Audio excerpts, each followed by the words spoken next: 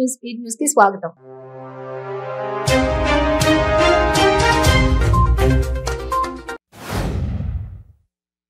కోరుట్ల పట్టణంలోని తండ్రియాల SBI bank ATM లో భారీ చోరీ జరిగింది. అయితే దొంగలను పోలీసులు సినిమా పక్కీలో పట్టుకున్నారు.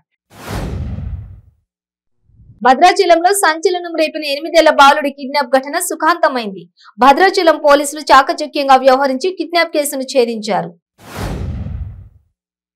నల్గొండ జిల్లా దేవరకొండ పట్టణంలోని శ్రీ గోదా రంగనాథుల తిరుకల్యాణ మహోత్సవ వేడుకకు ముఖ్య అతిథిగా హాజరై గోదాదేవి కళ్యాణ మహోత్సవంలో తెలంగాణ శాసన మండలి చైర్మన్ గుత్తా సుఖేందర్ రెడ్డి, ఎమ్మెల్యే రవీంద్ర కుమార్ నాయకులు పాల్గొన్నారు.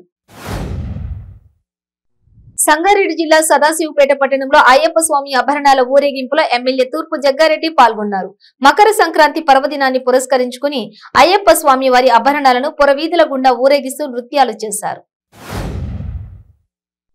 భద్రాచలం పట్టణంలోని అంబేద్కర్ సెంటర్ నందు బీఎస్పీ పార్టీ మండల అధ్యక్షులు గడ్డం సుధాకర్ రావు నేతృత్వంలో మాయావతి జన్మదిన వేడుకలు ఘనంగా నిర్వహించారు. క్యాసినో కింగ్ చికోటి ప్రవీణ్ ను హవాలా అనుమానాలు వెంటాడుతూనే ఉన్నాయి. తాజాగా సంక్రాంతి పండుగ చేసుకోవడానికి స్నేహితులతో కలిసి కోనసీమకు 4 కార్లలో వెళుతున్న చికోటి ప్రవీణ్ బృందాన్ని పోలీసులు అడ్డుకుని సోదాలు నిర్వహించారు.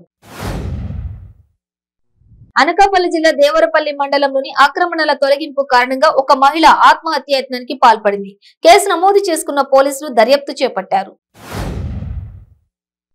ఏలూరు జిల్లా భీముడోలు పరిధిలో ఏర్పాటు చేసిన కోడిపందాల శిబిరాలపై పోలీసులు దాడి చేసి గుండాట నిర్వహిస్తున్న శిబిరాలను ధ్వంసం చేశారు.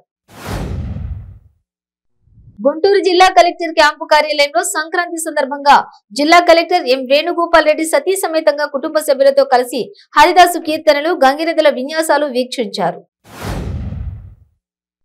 గుంటూరు జిల్లా మంగళగిరిలో దారుణం జరిగింది. కట్టుకున్న భార్యే ప్రియుడితో కలిసి భర్తను హత్య చేసింది. భార్యకు ప్రియుడికి మధ్య పెళ్లికి ముందున్న సన్నిహిత సంబంధం పెళ్లైన తర్వాత కూడా కొనసాగటం హత్యకు దారితీసింది. తెలంగాణ ప్రభుత్వం ఉపాధ్యాయులకు శుభవార్త చెప్పింది. ఉపాధ్యాయుల పదోన్నతులు, బదిలీలకు గ్రీన్ సిగ్నల్ ఇచ్చింది.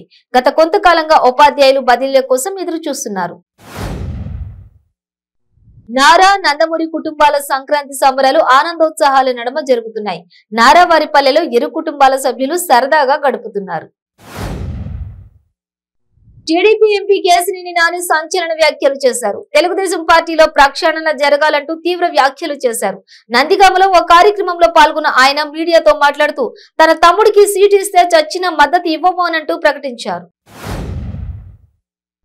గుడివాడ జాతీయ స్థాయి ఒంగోలు జాతీయ ఎడ్ల బండి లాగుడు పోటీలు అట్టహాసంగా ప్రారంభమయ్యాయి. ఈ పోటీలను వైఎస్ఆర్సీపీ ఎమ్మెల్యే, మాజీ మంత్రి కొడాలి నాని ప్రతి ఏటా నిర్వహిస్తున్నారు. ఈ ప్రదర్శనకు వివి వినాయక్ ముఖ్య అతిథిగా హాజరయ్యారు. అనంతపురం జిల్లా గార్లదిన్నె మండలం రామదాసుపేట సమీపంలో జాతీయ రహదారిపై జరిగిన రోడ్డు ప్రమాదంలో బాధితులకు రాప్తాడు ఎమ్మెల్యే తోపుదుర్తి ప్రకాష్ రెడ్డి సహాయ సహకారాలు అందించారు. ఈ నెల 10వ తేదీన కృష్ణా జిల్లా మచిలీపట్నం కోజిల్పేట దొంగతనం కేసులో నిందితుల్ని పోలీసులు వలపన్ని పట్టుకున్నారు. నిందితుడి వద్ద నుండి 63 గ్రాముల బంగారం, 447 గ్రాముల వెండి, 27,500 రూపాయలను పోలీసులు స్వాధీనం చేసుకున్నారు.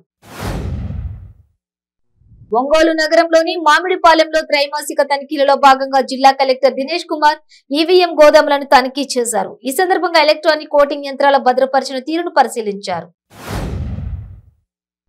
పల్నాడు జిల్లా సత్తెనపల్లిలో పోలీసు విధులకు ఆటంకం కలిగించారని జనసేన నాయకులపై కేసు నమోదు చేశారు. ఇటీవల ఎలాంటి అనుమతులు లేకుండా జనసైనికులు జెండా ఆవిష్కరణ కార్యక్రమం చేపట్టారు.